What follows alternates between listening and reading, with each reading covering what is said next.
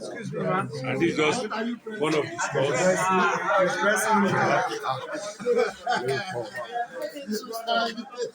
We have one at the other end, and this is the one that we just stock our stock for like 2 or 3 weeks.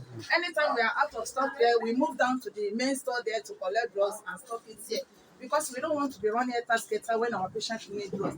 We have to appreciate our daddy for giving us this opportunity. You know, if there is no materials for us, we will just be telling our patients, go and buy this, go and buy that, and it will not be easy for them. And as a result, we have to thank Daddy that God will continue to bless you.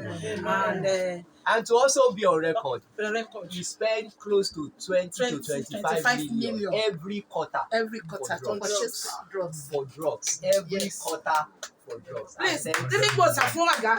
Bosa. No problem.